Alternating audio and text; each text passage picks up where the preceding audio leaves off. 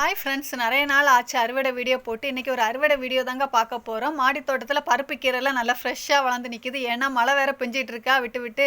அதனால நல்லா பார்க்குறதுக்கு பச்சை பச்சேன்னு பாட்டு நிறைய நிரம்பி போய் நிற்கிது. சரி, அதெல்லாம் பறிச்சிக்கலான்னு சொல்லிட்டு தான் மாடி தோட்டத்தில் வந்தேன். இது நான் வச்சுருக்கிறது இது ஒரு சின்ன பாட்டிலையும் முளைச்சி நிற்கிது பாருங்களேன். இது இன்னொரு பாட்டில் முளைச்சி நிற்கிது. இதெல்லாம் விதை வச்சிருச்சுங்க இந்த பாட்டில்.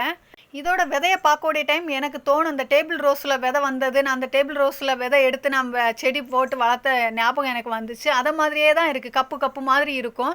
அது மூடி இருக்குது. அது நம்ம லைட்டாக திறந்து பார்த்தா அதுக்குள்ளே விதை இருக்கிறது தெரியும்.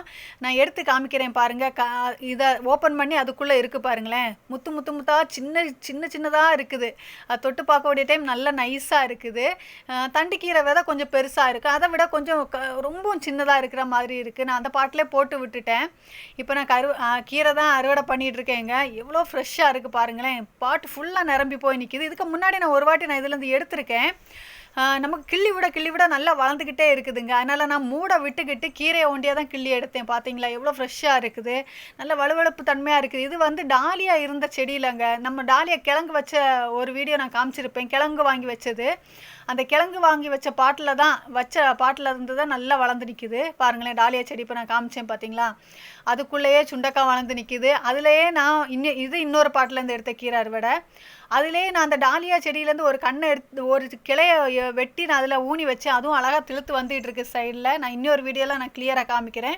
இன்றைக்கி தட்டு நிறைய கீரை அறுவடை எடுத்துட்டேங்க. இது பருப்பு கீரைன்னு சொல்கிறாங்க. எங்கள் ஊர்லலாம் இதெல்லாம் சமைக்கிறது இல்லை. இந்த ஊரில் நான் நிறைய கற்றுக்கிட்டேன்.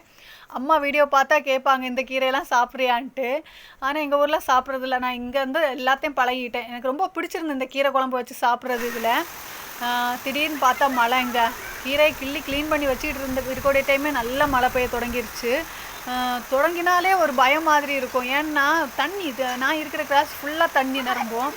நடந்து போகிறதெல்லாம் கஷ்டமாக இருக்கும். அங்கே பாருங்களேன், அந்த வீட்டு முன்னாடியே தண்ணி தேங்கி தான் இருக்குது. நல்லா பெஞ்சிச்சுன்னா ஃபுல் தண்ணியாக இருக்கும். ஸ்கூல் வேறு ஸ்டார்ட்டாக, அந்த பசங்களை இதை தாண்டி ஸ்கூலுக்கு கொண்டு விடுறது அது வேறு பெரிய கஷ்டமாக இருக்குது. கீரை குழம்பு ரெடி ஆயிடுச்சு. அதுக்கடையில் பாருங்களேன் வெயில் அடிக்குது. இந்த வீடியோ பிடிச்சா லைக் பண்ணுங்கள், சப்ஸ்கிரைப் பண்ணுங்கள். தேங்க்யூ.